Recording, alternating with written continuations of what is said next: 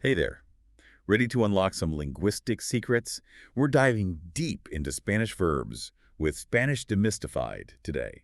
Specifically, Chapter 14 on the past tenses, which, let me tell you, can be a bit tricky. We're going to tackle those preterit and imperfect tenses head on. It's true, Spanish has two past tenses, and that can feel like a bit of a curveball when you're first learning the ropes. I remember when I first encountered them, it was kind of a grammar mind bender. Yeah, don't worry, we're going to break it all down.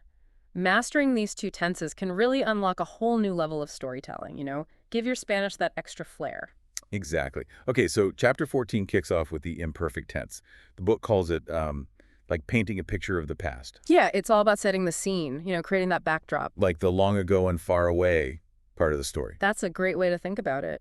The imperfect tense isn't about a specific beginning or end. More like a continuous flow, right? Exactly. It's about ongoing actions or, states of being in the past.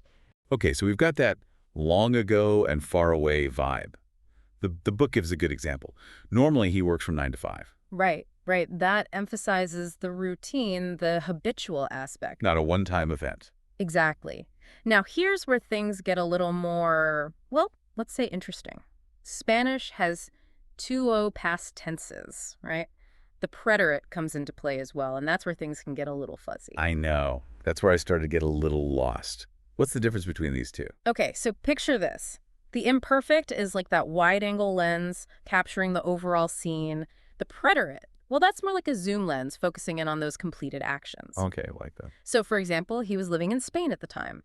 That's the imperfect describing his ongoing state of residence. But then if you wanted to say he visited the Prado Museum while he was there, you'd switch to the preterite, right? Because that's a completed action. Exactly. The book actually uses the sentence, Yasmin traveled to Peru, to illustrate that completed action. It's done, over and done with. Right, and that's where those time expressions become super helpful. The book mentions a bunch of them. Oh yeah, they're like little clues to help you figure out which tense to use, right? Like last night or yesterday. Yeah. Those point to a specific time. Yeah, so naturally they align with the preterit.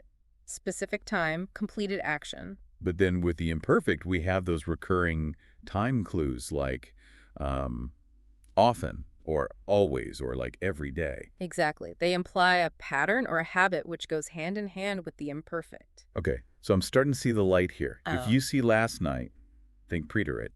If you see every day, think imperfect. You got it. It's all about recognizing those patterns. Now, what about those situations where we want to talk about how long ago something happened? That's where I've always gotten a little tripped up. Well, that's where heist comes in. This little word does a lot of heavy lifting when it comes to expressing time in Spanish. The book does a great job of breaking down the different ways haste can be used, which is super helpful because it seems like it can change meaning depending on the context. Right. It's pretty versatile. It can mean for when you're using the present tense. Like he has lived here for 3 years, which translates to viva aquí desde hace 3 años. And with the preterite, it can mean ago, like I saw her 2 days ago, which becomes la vi de estos días. It's so simple. It is, and there's more. Really. What else can haste do? You can combine it with the imperfect tense. Okay. Yeah, it adds this sense of had been doing something for a period of time. It's almost like a double layer of time travel. Wow, okay. So we've covered the imperfect, the preterite, and this versatile haste, and we've only just scratched the surface of Chapter 14. I'm feeling pretty good about this. And we're making good progress. But fluency comes with practice. Right, of course. Yeah. The more you actually use the language, the better you'll get. Exactly. Don't be afraid to make mistakes, experiment, and just jump in. That's great advice. Now, there's one more thing I want to touch on before we wrap up this part of our deep dive, and that's adverbs.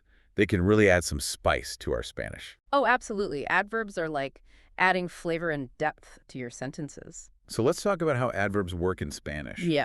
The book mentions this em mente construction.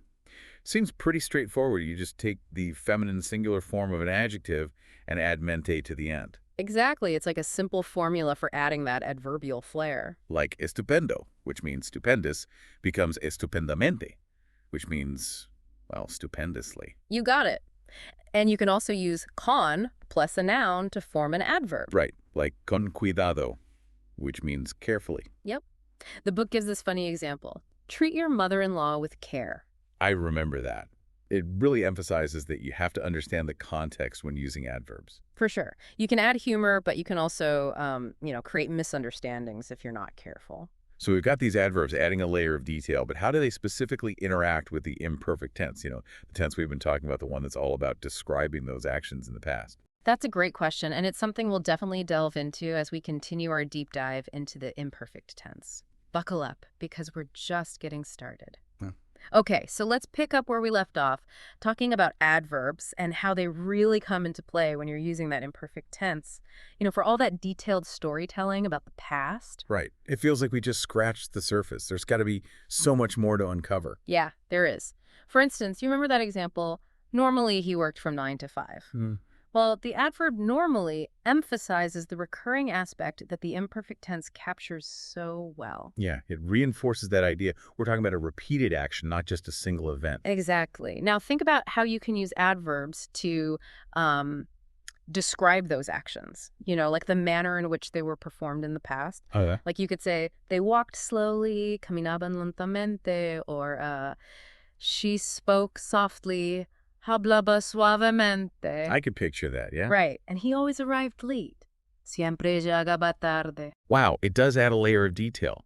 You're not just saying it happened, you're describing how it happened. Precisely. It's like you're creating a sensory experience. It's not just facts. This is making me realize that there's so much more to these seemingly simple grammar concepts. Totally. And the more we delve into these nuances, the more we appreciate the beauty of the language, right? I mean, speaking of digging deeper, Spanish Demystified also covers those direct and indirect object pronouns. I remember those being kind of a puzzle. Oh, yeah, object pronouns. Those are the ones that replace nouns, right?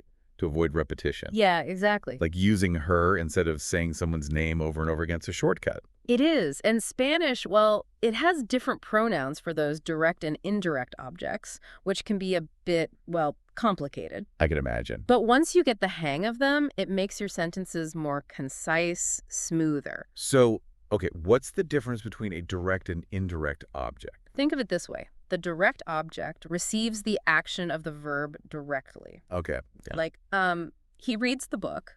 Okay. The book is the direct object. It's the thing being read.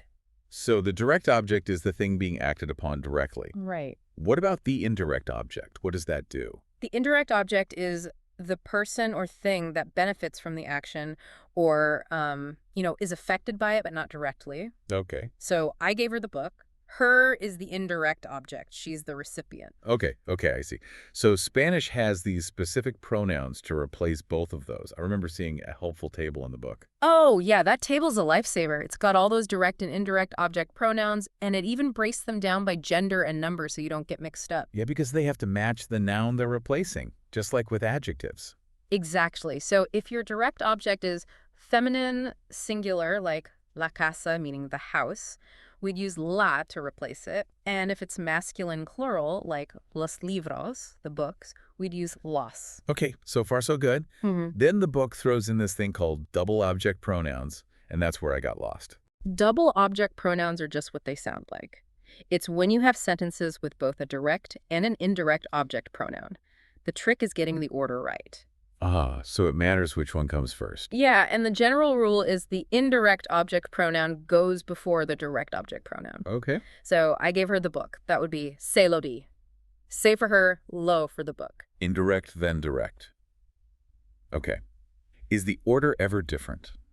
There are some exceptions, but for everyday conversation, sticking with that order will do just fine. What's cool is you can even attach these double object pronouns to the end of an infinitive. Wait, attach them to an infinitive. What does that look like? Like, I want to give it to her. That becomes quiero dárselo. Quiero dárselo. The se and the lo are tacked right onto the end of dar, which means to give. Oh, wow. It might sound weird at first, but it's really common and efficient. That's interesting. It's a little like a grammatical puzzle. It is. You got to fit all the pieces in the right spot. Yeah, but once you understand the pattern, it's easy, and your Spanish will sound super natural. Love it. Okay, so we've got these object pronouns helping us streamline our sentences, which is great. What about irregular verbs? I remember the book also talked about those, specifically in the preterit tense. Irregular verbs, yeah. They're a challenge, for sure, but, they're really important for telling those stories in the past. Right, of course. And even though they might seem totally random at first, there are often patterns. I'm all about finding those patterns. Right.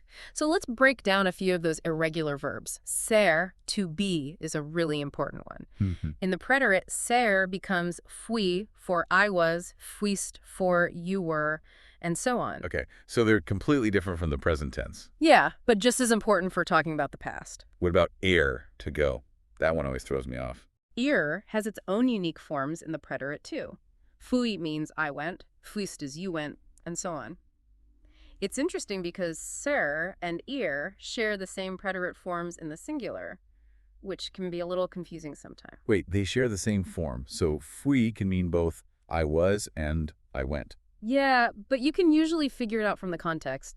Pay attention to what the rest of the sentence is saying. Okay, got to be careful with fui then. What about hesser?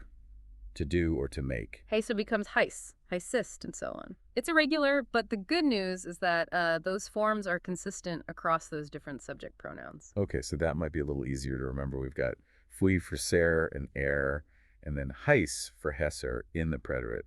Are there any other big ones we should keep an eye out for? There are a few more, yeah, but the book does a great job of listing them out. It's got really clear examples, too. Yeah, the key is practice. The more you see them, the easier it'll get. Totally. I'm excited to put all of this into practice, see how it works in real conversations. That's where the magic happens. Speaking of magic, Chapter 13 also introduces this cool concept of using adjectives as nouns. Oh, yeah. I remember seeing that. How does that work? It's a really concise way of communicating. You take an adjective, add a definite article like el or la, and boom, it becomes a noun. So instead of saying, like, the tall man, you could just say el alto, meaning the tall one. Exactly. It works for feminine adjectives, too. Instead of the intelligent woman, you can say la inteligente, the intelligent one. Wow, that's super efficient. It is. And it shows that you really understand how the grammar works. I'm loving this. It feels like my Spanish is, like, leveling up. That's the whole point. It's a journey of discovery, But Mm. sometimes there are these concepts that can trip us up. I remember struggling with the difference between por and para for a long time. Oh, yeah, those two are infamous. They both mean for in English, but they're totally different in Spanish. I still get them mixed up sometimes. It's a super common struggle. But once you understand the logic, it becomes clear. Think of por as the cause of something, the reason. I did it for you. Right. That would be por, right? Because it's explaining the reason behind the action. Lo hice por ti. Okay, so it highlights the motivation. Yep. Now, para, it's more about the purpose or the destination. Right. It expresses, in order to or for the purpose of. Like, I'm studying Spanish to travel to Mexico. That would use para. Okay, estoy estudiando español para viajar a Mexico. So para, because it's the goal. Right, exactly. Here's something that might help you remember. Okay. Think of para as pointing towards a future destination. Por is looking back, explaining the reason for something that's already happened. Para is future. Por is past. Got it. I'm going to remember that. It's all about finding those memory tricks. It is. Now, this chapter also introduces the idea of augmentatives. Augmentatives. Yeah, those are fun. They're the opposite of diminutives. They're used to emphasize size, or intensity. Oh, okay. So instead of just big, you're saying huge. Exactly. And it's not always just about size. They can also be used for intensity, for emphasis, like a big problem becomes a huge problem. Okay, I see. So you can really add drama with these. How do you form them? It's usually pretty straightforward. You just add a suffix to the noun, Right. like inon or ona, depends on whether it's masculine or feminine. So like casa becomes cason or casona. Exactly. There are a few other common ones like aso and asaza. The book goes into all of that.